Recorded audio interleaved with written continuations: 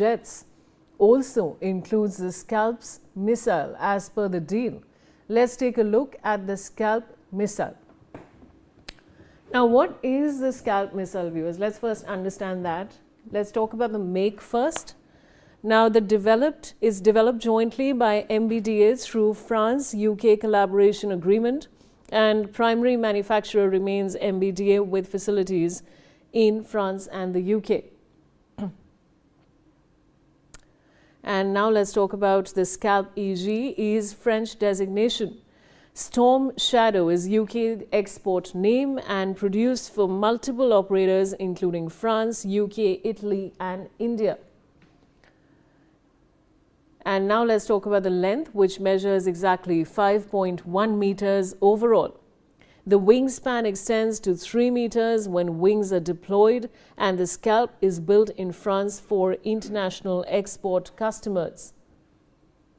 Stealth design features low observable shape and material. Construction incorporates stealth features to reduce radar visibility effectively and built specifically for seamless integration with Rafale fighter aircrafts. Let's talk about the engine now, another very integral part. Powered by reliable micro-turbo Tri-60 by 30 turbojet propulsion systems, the engine powering Scalp is a micro-turbo Tri-60 to 30 turbojet. Turbojet engine enables sustained subsonic cruise over long distances, and fuel system supports long endurance over extended distances. That is, of course, about the engine. Let's now talk about the capacity, which is also equally important. The missile has a range of more than 250 kilometers and warhead capacity is 450 kilograms of penetrating explosives. The capacity supports destruction of hardened bunkers and strategic targets, and maximum speed approaches Mach 0.95 subsonic. The precision, let's talk about that. The guidance uses inertial navigation systems plus GPS updates. Terrain referenced navigation. TERPROM ensures lower level accurate flight, and terminal phase employs imaging infrared seekers. The automatic target recognition matches target against preloaded imagery database, achieves meter level accuracy with very low circular error probable. That is about the precision. So we're talking about the Scalp missile, of course, and we've gotten you all the details from the make to the precision to the capacity. I want to now go across to Major General G.G. Dwivedi, who's a global and strategic defense expert. Major General G.G. Dwivedi, welcome. And this is, of course, whatever we've been explaining to our viewers is jargon for a person who doesn't understand it. Would you like to explain this better to our viewers, please? Well, first and foremost, we need to put these issues in perspective. That this aircraft, why we have gone for this aircraft, what are the strategic dimensions, and then, of course, I'll come to the technical dimensions. You know, today, the aircraft fleet or the aircraft inventory has almost hit 29 or 30 squadrons. Whereas we require minimal 42. In fact, this magic figure will also undergo a change with the enhanced threat perception. Maybe in time to come, we may require 50 to 60 squadrons. Now, in 2015, we had negotiated the medium role combat aircraft, and even the request for proposal and all this work was done. But suddenly, the government scrapped the whole program and went in for 36 Rafale fighters as government-to-government negotiation deal with France. Now, thereafter, the 36 Rafale came. We have also negotiated another 26, the marine version, and now this new deal is for 114 Rafale's aircrafts. Now, this is the background, and this is most tragic because our own LCA project has not actually kept pace with time. While last year, at least 8 to 10, LCA Mark 1 should have been delivered. So far, nothing has come. The earliest Mark 1A would be inducted sometime this year, June. So therefore, the complete, delay was there, and there was no option, I think, for India but to go in for Rafale because it actually is extension of our inventory and we don't have to bring in a new aircraft.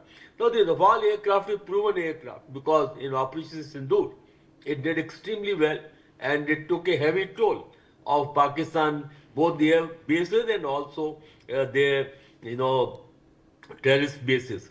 Now it has the multiple capability. I was just listening, Wing Commander, Group Captain Jha has explained some of them that its capability is threefold. Firstly, air to air, the Mica missile, air to air, it can take on target for about 200 kilometers. Now we are talking about the Scalp, you had explained to it. It is basically cruise missile fired from the air to hit the ground targets, and it's a very close circular error of probability. It can almost pinpoint hit, and the range is quite very encouraging. It's about 250 kilometers, and then it also has another weapon system, the hammers, which can actually go, and they are the basically again air launched against the hard targets, against bunkers or the deep underground installation. And so therefore these three combination of the weapon system is very formidable, and we also can integrate our own weapon system onto the aircraft. Now the most important thing is at what time frame they are going to come and how will they be operationalized. We require new bases, we require the new infrastructure. For two squadrons, we already have the infrastructure at Hashimara and at Ambala, but now we'll have to upgrade this. Now this aircraft will be integrated over a period of time. Actually, 18 are going to be bought straight away in flyaway condition, and remainder 86 will be manufactured in India, and that manufacturing also has a certain stipulations, means that we want to make maximum manufacturing in India, and we are quite focused on Atmanirbharta, which is only half glass full.